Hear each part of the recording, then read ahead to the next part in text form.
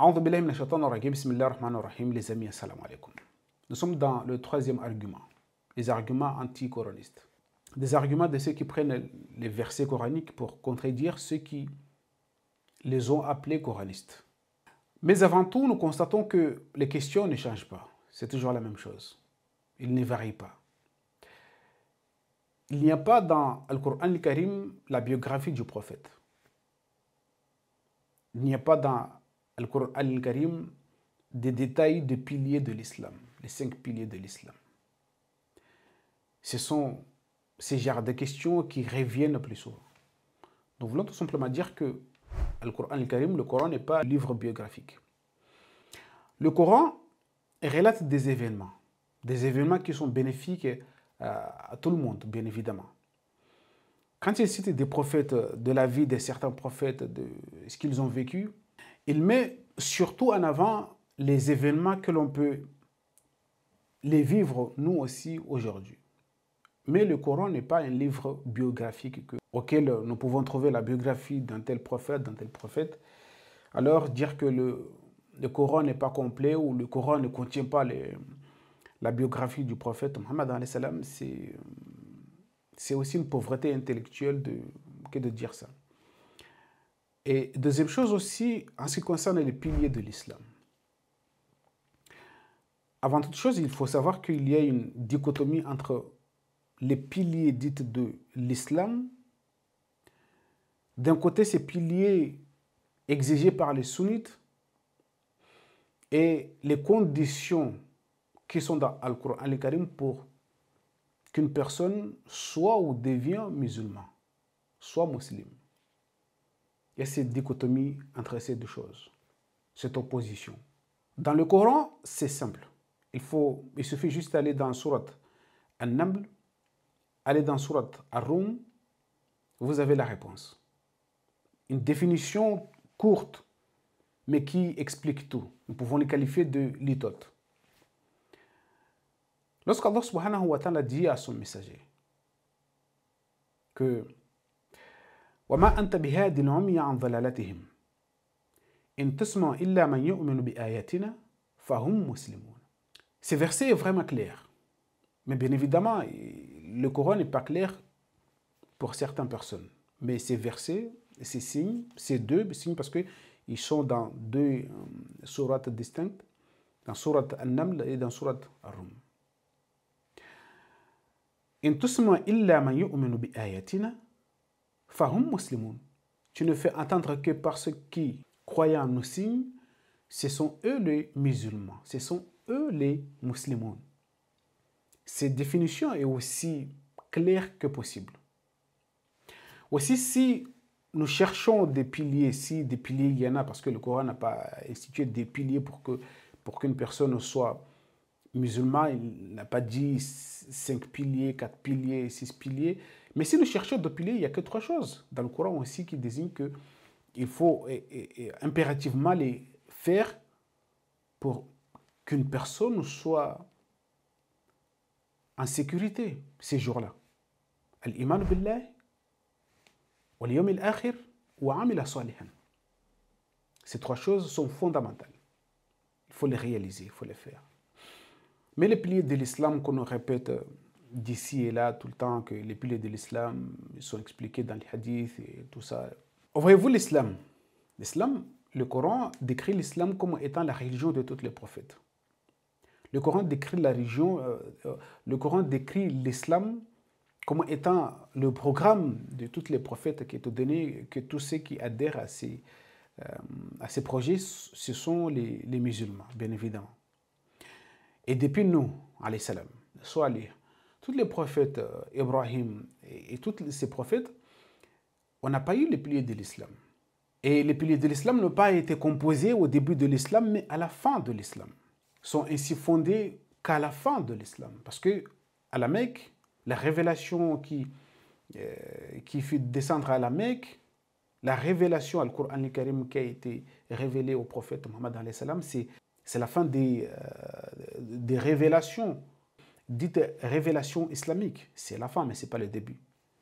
Et normalement, les piliers de l'islam devaient être devait déjà être révélé à l'époque de Nuh, alayhi salam, parce que c'est le début, le premier des messagers, mais chose qui n'a pas été faite. Donc les piliers de l'islam qu'on nous rabâche jour et nuit, les piliers de l'islam qu'on nous répète jour et nuit, il faut juste les regarder, il faut juste regarder comment ils sont composés et vous allez voir qu'il y a des choses qui ne tournent pas rond là-dedans, il y a des choses des choses qui ne vont pas bien là-dedans. Et peu importe, revenons à nos sujets. Le troisième argument qu'ils mettent en avant pour disqualifier ceux qui suivent le Coran seul ou ceux qui disent que la priorité c'est Al-Qur'an al-Karim, ils utilisent aussi un verset qui se trouve aussi dans Surat An-Nisa. Lorsqu'Allah subhanahu wa ta'ala yaqul Fala wa rabbik la yu'minuna hatta yuhakkimuka fima shajara baynahum thumma la yajiduna fi anfusihim kharajan mimma qadayta wa yusallimu taslima. Ils prennent juste le bout de verset qui dit que Fala wa rabbika la yu'minuna hatta yuhakkimuka fima shajara baynahum. Par ton Seigneur, ils ne seront pas croyants, ils ne mettront pas en œuvre le dépôt confié, tant qu'ils ne t'auront pas fait juge sur ce qui les divisait. Ils prennent juste ces bouts de versets pour dire que, voilà, regardez, il faut suivre la loi, la législation, al-hukm de Ar-Rasul, parce que Allah subhanahu wa ta'ala dit qu'ils ne seront pas croyants ceux qui ne se soumettent pas au hukm Ar-Rasul, aux lois du messager. D'abord, il faut comprendre une chose, encore une fois, que tous les messagers en général, ils n'étaient pas des législateurs. Aucun messager n'a joué le rôle d'un législateur. Impossible. Ils étaient des transmetteurs. Ils transmettaient une législation qui est déjà toute faite. Législation déjà venant d'Allah subhanahu wa ta'ala. Mais ils n'étaient pas des législateurs. Ils n'allaient pas initier des lois nouvelles pour venir ici et juger les gens. C'est impossible. Tout le Coran dit la même chose.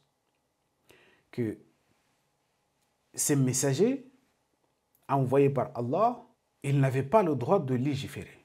Le côté législatif revient à Allah, c'est tout. Inil hukm illa lillah. Le jugement n'appartient qu'à Allah.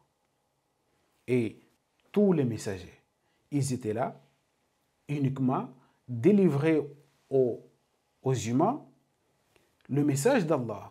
C'est aussi simple que ça. Sur ces sujets, le Coran est aussi plus clair. Même si certaines personnes disent que le Coran n'est pas clair, mais en ce qui concerne le rôle des messagers, en ce qui concerne la loi d'Allah, aucune personne n'avait le droit ou n'a le droit de légiférer à la place d'Allah. Ils étaient là pour transmettre une législation déjà toute faite. Allah subhanahu wa ta'ala l'a révélée et il a dit, il les a ordonnés de dire et eux, ils n'avaient qu'à dire, transmettre. C'est tout. Inil hukm illa lillah. Ainsi, aucun messager n'avait ce droit de légiférer, de jouer le rôle d'un législateur. Non. Allah subhanahu wa ta'ala yaqul wa anihkum baynahum bima anzal Allah. Écoutez, ça c'est un ordre donné à son messager, prophète Muhammad alayhi salam. Wa anihkum baynahum bima anzal Allah. Et juge parmi eux, c'est lorsqu'Allah subhanahu wa ta'ala fait descendre. Juge parmi eux, c'est lorsqu'Allah subhanahu wa ta'ala a fait descendre. Wala tattabi ahwa'ahum. Et ne suit pas leur passion. Wala tattabi ahwa'ahum. Et ne suit pas leur passion.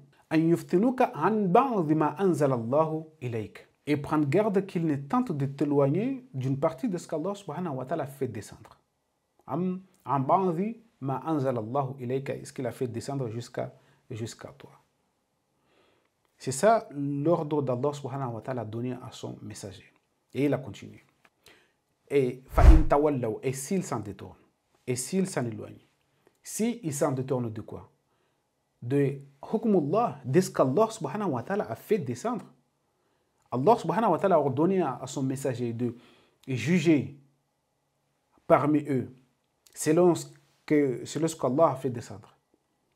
Et si ces personnes-là, et si ces gens-là, s'en détournent de ce qu'Allah subhanahu wa ta'ala fait descendre, de cette loi, de cette législation, Et si ils s'en détournent, فَإِن تَوَلَّوْا فَاعْلَمْ أَنَّمَا يُرِيدُ اللَّهُ أَن يُصِيبَهُم بِبَعْضِ ذُنُوبِهِمْ. Sache qu'Allah veut les infliger d'une partie de leurs péchés. وَإِنَّ كَثِيرًا مِنَ النَّاسِ لَفَاسِقُونَ. Écoutez, kalmat al-fasiqun. Et beaucoup de gens sont des fasiqun, sont des pervers. Allah subhanahu wa ta'ala, le mot al-fasiqun, il l'a utilisé dans le même surat, dans le verset 47, pour désigner quoi? Pour désigner al-fasiqun de ceux qui ne jugent pas selon ce qu'Allah subhanahu wa ta'ala fait descendre. وَمَنْ لَمْ يَحْكُمْ بِمَا أَنزَلَ اللَّهُ فَأُولَئِكَ هُمُ الْفَاسِقُونَ. فَأُولَئِكَ هُمُ الْفَاسِقُونَ. Donc, qu'est-ce qu'il a dit ici? Allah subhanahu wa ta'ala, lorsqu'il a dit à son messager de juger parmi eux selon ce qu'il a fait descendre, ne suivez pas leur passion, et s'ils s'en détournent, s'ils ne suivent pas cette loi, le jugement d'Allah, le jugement révélé d'Allah, s'ils ne suivent pas, sache en ce moment-là que parmi le plus grand nombre des gens sont des fasikoun. Donc, les fasikoun, ce sont ces personnes qui ne jugent pas, c'est lorsqu'Allah subhanahu wa ta'ala a révélé, a fait descendre. Et ils cherchent à juger leurs différends à partir des lois extra-coraniques ou à partir des lois qui ne sont pas révélées par Allah. Et Allah subhanahu wa ta'ala a qualifié ces jugements, qualifié ces lois comme étant des lois barbares. Écoutez, il y a des gens qui sont fasikoun, qui ne jugent pas selon ce qu'Allah subhanahu wa ta'ala a fait, qui ne jugent pas selon ce qu'Allah subhanahu wa ta'ala a révélé, a fait descendre comme révélation. Et ces personnes-là, ils cherchent d'autres lois pour juger entre eux. Et par conséquent, comme ils vont juger avec des lois qui sont humaines, lois impartiales, qu'est-ce qui va déboucher? C'est al-fisad, fil ard. C'est tout ce qui va ramener des querelles et des conflits. Et Allah subhanahu wa ta'ala l'a qualifié de barbarie, c'est cette loi. Afahukm al-jahiliyyati yabghuna. Vont-ils désirer des lois barbares? Afahukm al-jahiliyyati yabghun. Wa man ahsanu min Allahi hukman liqawmin yuqinun. Et qui est-il de meilleur qu'Allah en matière de jugement, en matière de loi, pour des gens qui auront la certitude? Donc, il n'y a nulle part écrit que les messagers vont initier une loi pour juger. Allah subhanahu wa ta'ala est clair. Fala wa rabbik la yu'minuna hatta yuhakkimuka fima shajara bainahum. Tant qu'ils ne te prennent comme juge. Donc, le messager n'allait pas inventer de loi, n'allait pas initier de loi. Il va juger en fonction de ce qu'Allah subhanahu wa ta'ala lui a suggéré de juger, parce que Allah subhanahu wa ta'ala, c'est lui qui a révélé le jugement, la révélation. Donc, dire qu'il faut suivre les hukm, les hukm au Rasoul, ce que le prophète a tranché, le messager n'a pas tranché sur autre chose qu'avec le Coran al-Karim. Nous revenons encore à dire que les contradictions qui se trouvent dans toutes les hadiths, dans toutes les sahih, parce qu'il y en a plusieurs sahih, il y en a plusieurs livres. Ces contradictions-là, ce ne sont pas les hukm, ce ne sont pas les jugements qu'a rendu le prophète, qu'a rendu le messager. Le messager a rendu, ce qu'a rendu comme jugement, c'est uniquement ce qui se trouve dans le Coran al-Karim. Il n'y en a pas d'autre. Donc, vous ne pouvez pas dire que Bukhari, Muslim, alors qu'ils se contredisent ces deux personnes, An-Nasa'i, Ibn Majah, Tirmidhi, alors que tout ça, des hadiths et ainsi de suite qui se contredisent, de faux qui n'est pas faux, de ça, ici c'est authentique, là-bas c'est non authentique, ici c'est... Ce ne sont pas les jugements du prophète ou du messager. Donc arrêtez de dire que celui qui ne suit pas les jugements du messager, il n'est pas croyant. Quel jugement il faut suivre encore? Parce que ça, maintenant, c'est l'inverse. Celui qui ne suit pas les signes d'Allah, dans le Coran, c'est un kafir. Cette personne est un kafir. Mais qu'est-ce qui se passe maintenant? C'est lui qui suit la révélation d'Allah ou les signes d'Allah est considéré comme étant kafir. Du coup, les gens inversent ce qu'Allah a dit et collent à ceux qui ne sont pas d'accord avec eux des kafirs parce qu'ils ne suivent que ce qu'Allah subhanahu wa ta'ala a ordonné de suivre. Puisqu'ils ne suivent pas les aïeux, ils ne suivent pas les lois éditées par les hommes, ce sont des kafirs, selon eux. Alors que selon Al-Qur'an al-Karim, ce sont des musulmans, ce sont les vrais musulmans, ainsi les vrais croyants. Donc soit le monde est à l'envers, soit il y a des gens qui pensent d'une façon bizarre. Wassalamu alaikum wa rahmatullahi ta'ala wa barakatuh.